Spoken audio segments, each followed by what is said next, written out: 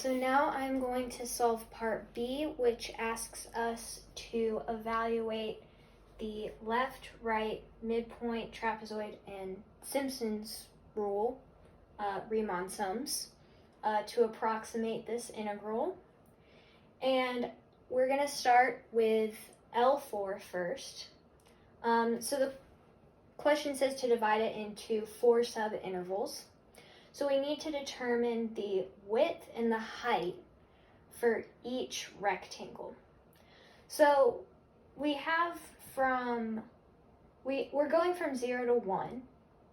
So our A equals 0, our B equals 1.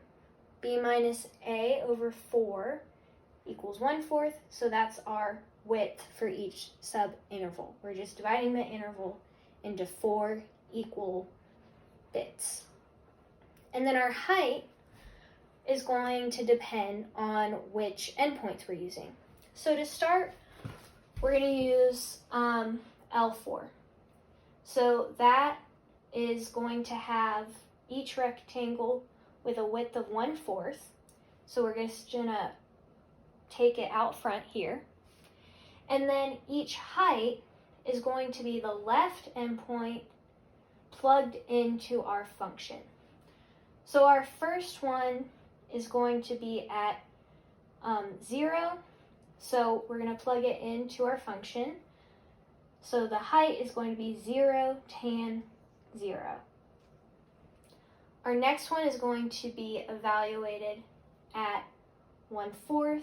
So it's going to be this rectangle. So we get 1/4 tan 1/4. Our next one is going to be evaluated at 1/2, this rectangle. So we get 1/2 tan 1/2. And our last rectangle, the height is going to be evaluated at 3/4. So this rectangle, so we get 3/4 tan 3/4. Now we're going to do the same for the right endpoints. Again, our width is just 1/4. It's not going to change. We're just going to evaluate it at the right endpoints for each height. So our first one is going to be evaluated at 1/4. The next one at 1/2.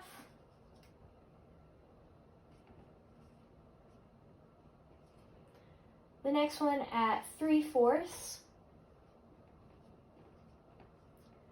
And our last one all the way up at 1, so this whole rectangle. And we're next going to do the midpoint. Again, our width is going to stay the same. It's going to be 1/4. We're just going to evaluate it at the midpoint of each interval. The midpoint of the first one is 1/8. The next one is at 3/8. Then 5/8.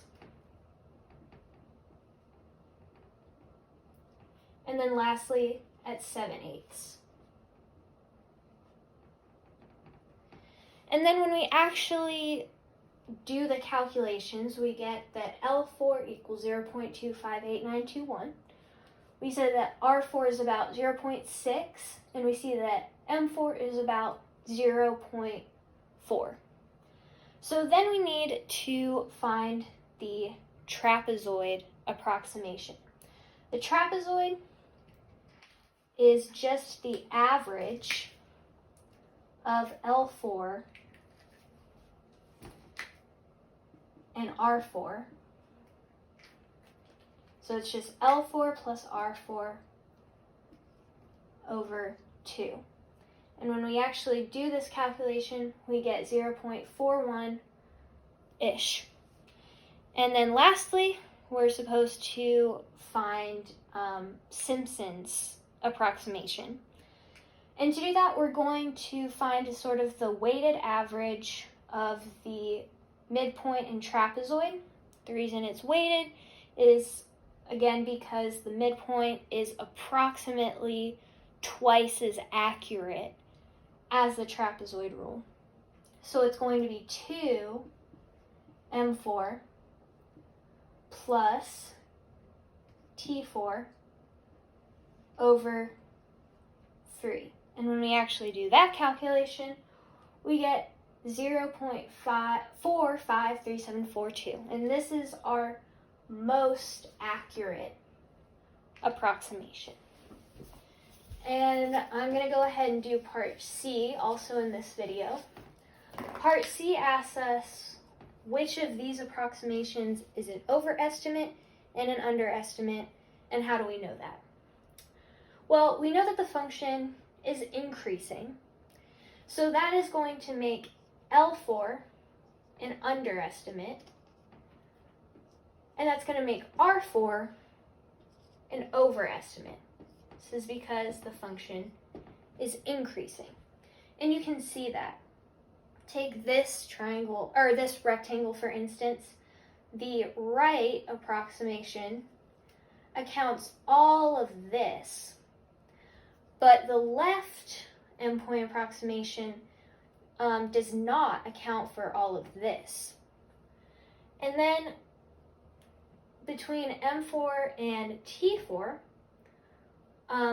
the function is, I just realized that this is wrong.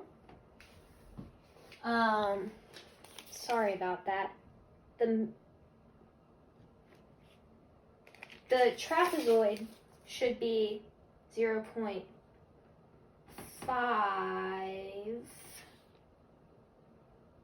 Wait, I'm sorry. 0.45372. No. I wrote these down wrong. So S of 8 is going to be 0.4282453. Okay, this is our most accurate. So the trapezoid rule is an overestimate, and the midpoint is going to be an underestimate, and this is because the function is concave up. And you can see that if you were to draw a trapezoid on this interval, there's this little bit of area that's not actually under the curve but is accounted for the trapezoid rule. So I think that's it. There's a lot of decimals in here that got mixed up, so sorry about that, but I think this is good.